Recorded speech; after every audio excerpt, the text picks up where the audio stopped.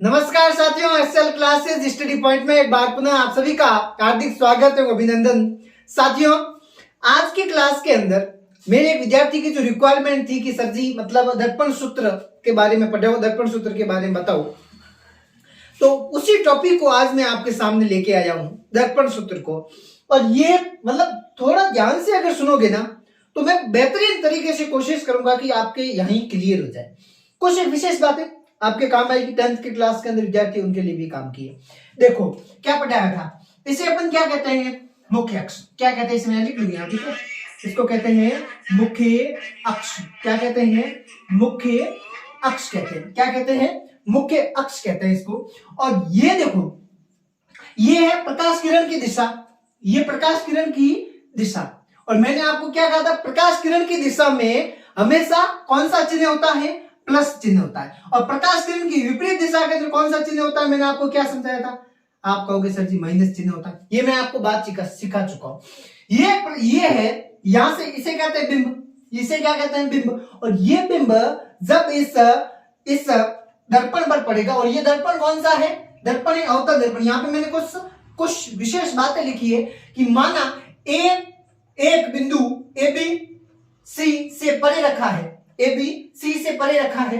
अवतल दर्पण इसका प्रतिबिंब सी व एफ के मध्य बनता है। अवतल दर्पण पर इसका जो प्रतिबिंब है वो कहां बन रहा है, सी और एफ के मध्य बन रहा है। देखो यहां से प्रकाश किरण आ रही है, मैंने आपको क्या कहा था, टकराने के बाद में कहां से होके गुजरेगी, आप कहोगे सर जी फोकस पर, मुख्य फोकस से होके गुजरेगी। एक मिनट, थोड़ा सा इसको मैं सीधा बना लेता हूं, मुख्य फोकस से होके प्रकाश किरण गुजरेगी, ठीक है।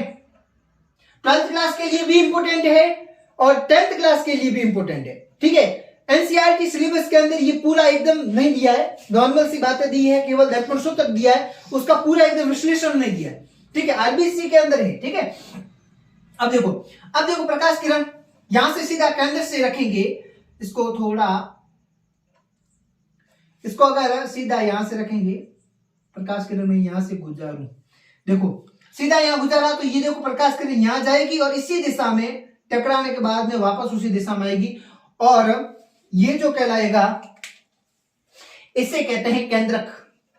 क्या कहते हैं, वर्त का केंद्रक। और मैंने आपको क्या कहा था, यहां पे अभी लिखा हुआ था, अवतल दर्पण इसका प्रतिबिंब सी और एफ के मध्य बनेगा, प्रतिबिंब यहां बनेगा। और आपने क्या पढ़ा था, अवतल दर्पण के अंदर प्रतिबिंब कहां बनता है, कहां बनता है प्रतिबिंब नीचे की तरफ बनता है, मुख्य अक्ष के नीचे की तरफ बन रहा है, तो प्रतिबिंब यहां बनेगा। इसको कहूंगा मैं ए डैश और बी डैश। क्या कह दूंगा, ए डैश और बी डैश। आई होप आपको दिख रहा होगा, मैं जो चीज दिखाने की कोशिश कर रहा हूं वो दिख रहा होगा। इसको कहेंगे ए डैश और बी डैश। ये प्रतिबिंब यहां पे नीचे की तरफ बन रहा है, ठीक है। एक बार पुनः सुन लो, ये क्या है, अवतल दर्पण। क्या है, अवतल दर्पण। और ये वाली जो रेखा है इसे अपन कौन सी रेखा कहते हैं, मुख्य अक्ष। कौन सी रेखा कहते हैं, मुख्य अक्ष। अब देखो यहां से जैसे मैं इस बिंब से, इसको बिंब कहते हैं, अपन ने पहले ही पढ़ रखा है, बिंब कहते हैं। इस बिंब से मैं प्रकाश किरण अवतल दर्पण पर रखूं, कहां रखूं, अवतल दर्पण पर प्रकाश किरण रखूं, तो ये इसके टकराने के बाद में कहां से होकर गुजरेगी, मुख्य फोकस से होकर गुजरेगी। कहां गुजरेगी, मुख्य फोकस से होकर गुजरेगी।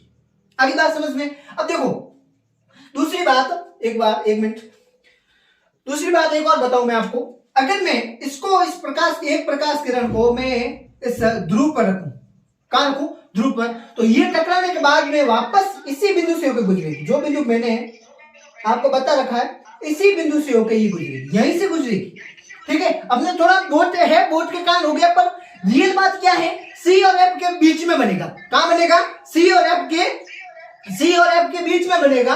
और ये दोनों एक दूसरे के क्या रहेगी, एक इसी बिंदु से होकर गुजरेगी, प्रतिबिंब से होकर गुजरेगी, प्रतिबिंब के बीच से होकर गुजरेगी, ठीक है। अब देखो ध्यान से, यहां से गुजरेगी, ये है आपतित किरण और ये है परावर्तित किरण। ये इसी बिंदु से होकर गुजरेगी, थोड़ा बीच में बन गया, यहीं से होकर गुजरेगी, थोड़ा प्रतिबिंब थोड़ा संकरा बन गया, ठीक है। अगर मैं थोड़ा नीचे की तरफ लेता तो ये सही तरीके से बनना जाता। आगे बात समझ में, ये इस तरीके का डायग्राम इसके बीच में बन। अब देखो इसके मध्य ये जो किरण है, इसके मध्य इसे कहते हैं आपतित किरण, इसे कहते हैं परावर्तित किरण। मैंने आपको क्या समझाया था, आपतित किरण और परावर्तित किरण, इन दोनों के मध्य एक कोण बनता है। आपतित किरण, परावर्तित किरण, और ये जो मुख्य अक्ष है, इससे मैंने आपको मुख्य अक्ष कहा था, मुख्य अक्ष, मुख्य अक्ष।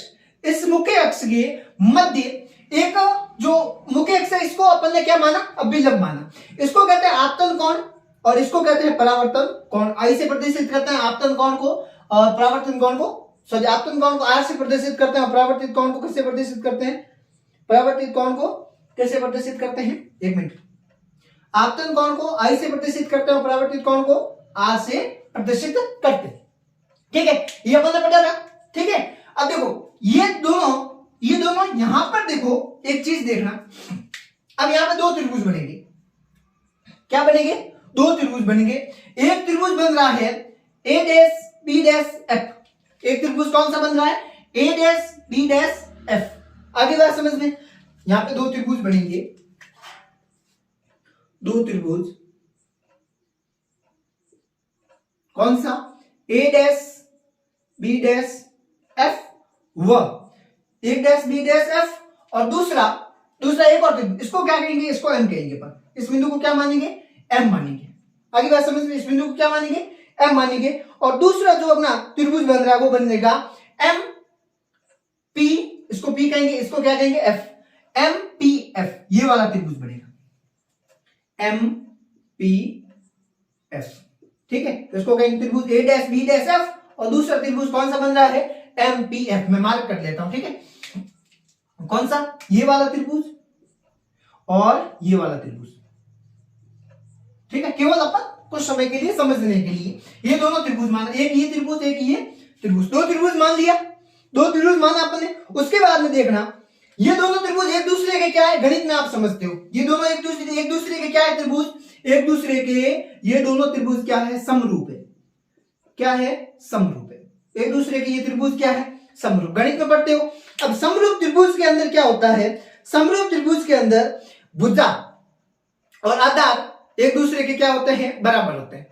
भुजा और आधार एक दूसरे के क्या होते हैं, बराबर होते हैं। मतलब ए डैश बी डैश, ये क्या होगी, एक भुजा होगी, ये भुजा इस भुजा के बराबर। आप कहोगे सर जी ये तो सर टेढ़ी है, टेढ़ी, इसको अपन सीधी मान सकते हैं, ऐसे अपन इसको मान सकते हैं, ऐसे सीधी मान सकते हैं। ठीक है, एक तो ये होगी ए डैश बी डैश, ठीक है, इस त्रिभुज की, और इस त्रिभुज की एम और पी, ए डैश बी डैश और इस त्रिभुज की एम और पी। ठीक है, भुजा आपस में बराबर होती, एक ये वाली भुजा और ये वाली भुजा आपस में बराबर, और इसका आधार और इसका आधार क्या हो गया, आपस में बराबर। तो मैं क्या लिखता हूं, यहां पे ध्यान से देखना, A dash B dash upon A dash B dash upon क्या हो जाएगा, एम पी, ए डैश बी डैश अपॉन क्या हो जाएगा, एम पी। उसके बाद में देखना बी डैश एफ, ये वाली भुजा, बी डैश एफ ये वाली भुजा, और पी एफ कौन सा हो जाएगा, ये वाली, ये दोनों एक दूसरे क्या हो जाएगा। तो मैं यहां लिखता हूं B dash F upon P F. ठीक है, ये दोनों भुजाएं एक दूसरे के जो लंब है, ये वाले दोनों लंब और इसका आधार एक दूसरे के क्या होते हैं, समानुपाती होता है। ये आप गणित में पढ़ते हो, ये समरूप त्रिभुज का नियम है, ये समरूपता का नियम है। ठीक है, तो देखो इसका आधार, इसके जो ये भुजा, ये वाली भुजा, ये वाली भुजा, और इसका ये वाला आधार और इसका ये वाला आधार एक दूसरे की क्या है, समरूप है, एक दूसरे के क्या है, समरूप है। ये वाला एमपी है, ये वाला एमपी इस ए बी के बराबर, इसको यहाँ पे ए बी अपने लिखा नहीं, ए बी, ये वाला एमपी इस ए बी के बराबर है कि नहीं है, बराबर है। तो मैं एमपी के स्थान पे ए बी लिख सकता हूं, नहीं लिख सकता, लिख सकता हूं ना। तो मैं क्या लिखता हूं, देखना साथियों, इधर देखना, A dash B dash upon MP के जगह पे मैं क्या लिख सकता हूं, ए बी बराबर B dash F upon P F. ठीक है, बी डैश एफ क्या हो जाएगा, पी एफ, और ये हो जाएगा समीकरण 1।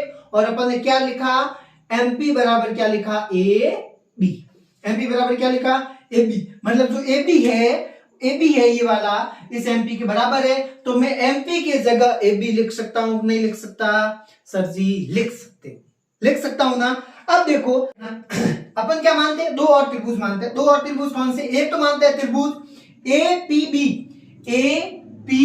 ये वाला त्रिभुज पूरा वाला, ये वाला, और दूसरा त्रिभुज मानता है ए डैश पी बी डैश, ए डैश पी बी डैश, ये वाला त्रिभुज और ये वाला त्रिभुज अपन मानते हैं। आगे बात समझ में, एक तो त्रिभुज मान लिया ए पी बी और दूसरा त्रिभुज मान लिया ए डैश पी बी डैश। ये वाला त्रिभुज और ये वाला त्रिभुज अपन दोनों क्या करते हैं, मानते हैं। अब देखो वही चीज करते हैं जो ऊपर किया था। क्या करेंगे अभी यहां पर, अब करेंगे ए डैश बी डैश और ए और बी, ये दोनों जो लंब है, ये लंब क्या हो जाएंगे, A dash B dash upon A B बराबर आधार क्या हो जाएंगे, पी बी या P dash B dash P upon क्या हो जाएंगे, पी बी पी।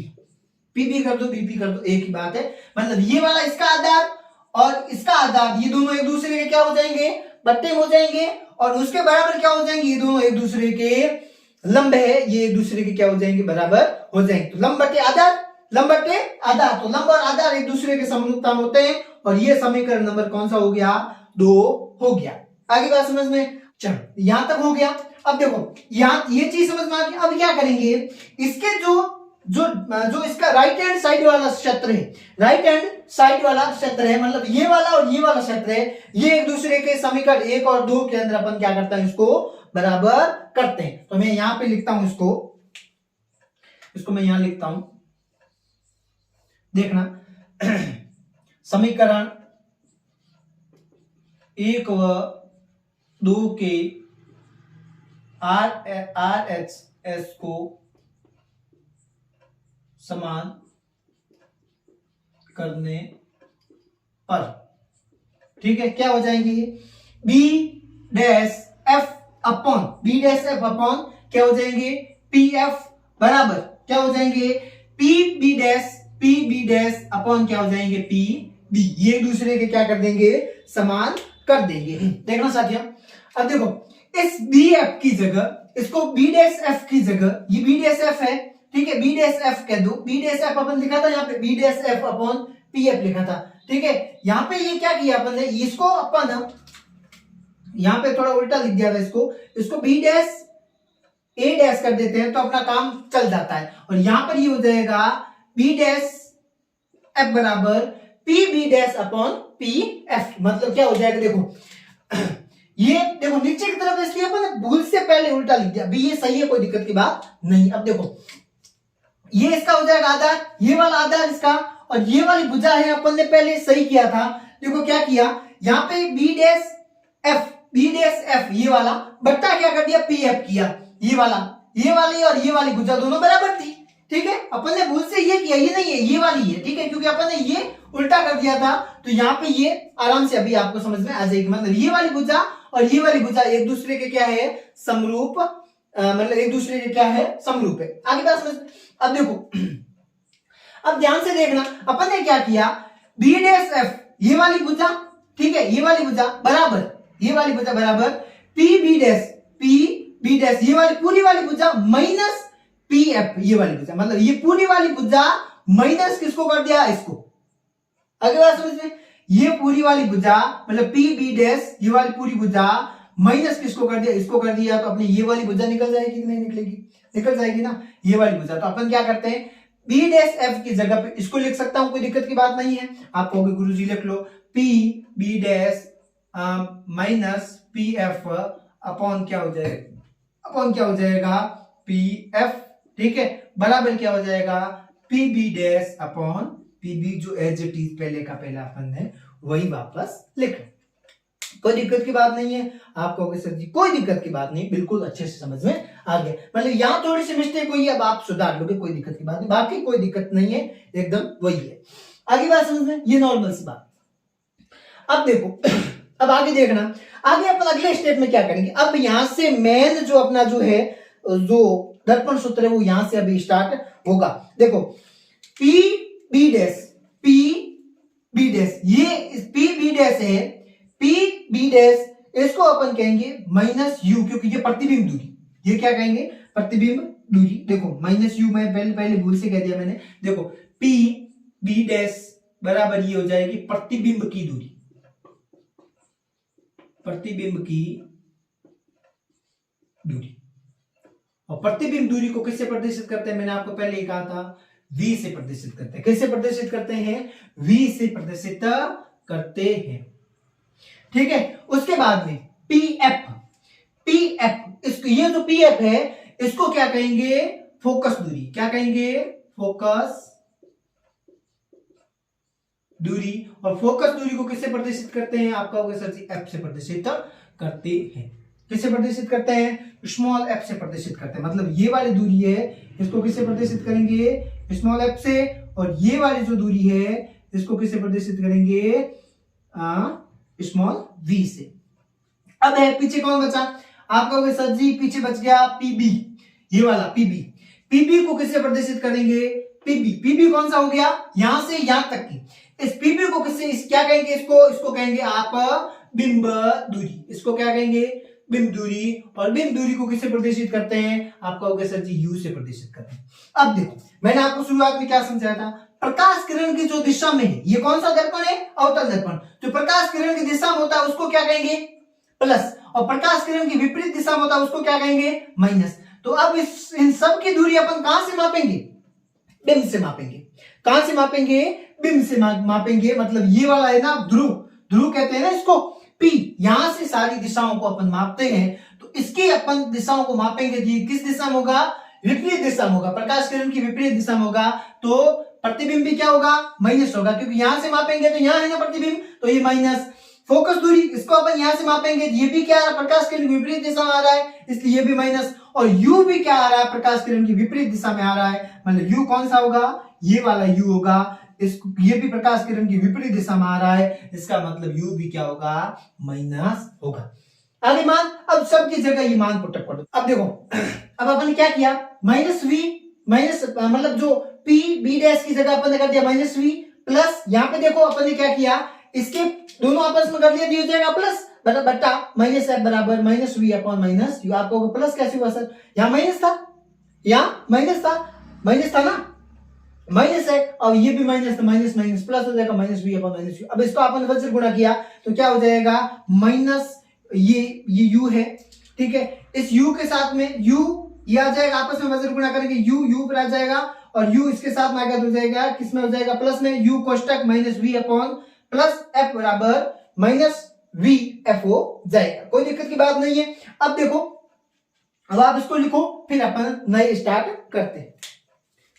यहां तक हो गया। अब इसका क्या करेंगे अपन, u इसका अपन अंदर गुणा कर लेंगे और इसको लिखेंगे। देखो कैसे लिखते हैं, देखो यहां पे लिख लेंगे u का v के साथ में तो minus V U V plus ये हो जाएगा प्लस, इसके साथ में करेंगे क्या हो जाएगा, प्लस यू एफ, ठीक है, प्लस यू एफ बराबर हो जाएगा minus U F, minus sorry V F, minus V F, ठीक है। अब देखो, अब इस पूरे समीकरण के अंदर अपन क्या करेंगे, पूरे समीकरण के अंदर यू वी एफ का क्या करेंगे, भाग देंगे।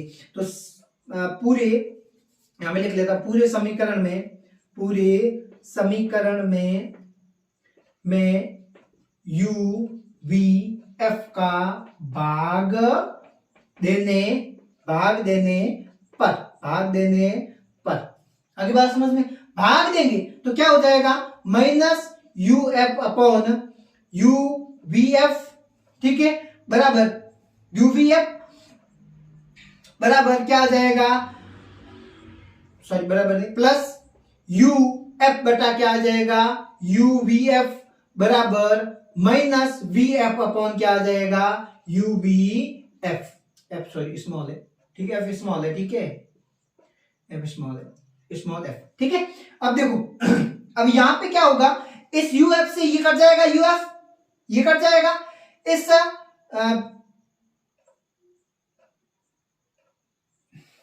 माफ करना बेटा, यूवी है, ठीक है, यूवी से ये यूवी कट जाएगा, यहां बच जाएगा, क्या बच जाएगा, एफ बच जाएगा। और यहां यूएफ से क्या बच जाएगा, ये यूएफ से ये यूएफ कट जाएगा, यहां बच जाएगा 1/v। और यहां से माइनस यू वी एफ से ये वी एफ कट जाएगा, पीछे क्या बच जाएगा, यू बच जाएगा, क्या बच जाएगा, यू बच जाएगा। तो क्या होगा देखना, यहां पे देखना साथियों, ये आपस में कटाकटी होगा, क्या होगा देखना, 1 अपॉन माइनस 1 अपॉन यहां पे हो जाएगा 1 अपॉन एफ प्लस 1 अपॉन यहां से क्या बच जाएगा v, और यहां हो जाएगा 1 अपॉन माइनस में आएगा ना, minus 1 upon you, 1 upon you, ये माइनस इधर आ जाएगा और ये उधर चला जाएगा, ये माइनस उधर चला जाएगा और v इधर आ जाएगा, तो क्या बन जाएगा देखो 1/f बराबर 1/v प्लस 1/u, और इसे ही कहते हैं अपन दर्पण सूत्र। इसे क्या कहते हैं? दर्पण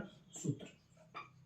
ये होता है दर्पण सूत्र, या और कुछ होता है? ये होता है 1/f plus 1/u minus 1/f 1/f बराबर 1/u प्लस 1/u कह दो, 1/u प्लस 1/v कह दो तो कोई दिक्कत नहीं है, और 1 मतलब v प्लस 1/u कह दो तो भी कोई दिक्कत नहीं है। ये आपके होगा दर्पण सूत्र, और ये इसको अच्छे से करने की कोशिश की है मैंने, फिर भी अगर समझ में आ जाए तो अच्छी बात है, नहीं आए तो फिर कहना, फिर अपन अगली क्लास में अच्छे से अपन विस्तृत रूप से क्या करेंगे इसके बारे में डिस्कस करेंगे। ठीक है, आपको क्लास अच्छी लगे तो लाइक करना, शेयर करना, आगे अपने भाइयों तक शेयर करना। मिलते हैं अगली क्लास में, अगले वीडियो में, तब तक के लिए राम राम, जय हिंद।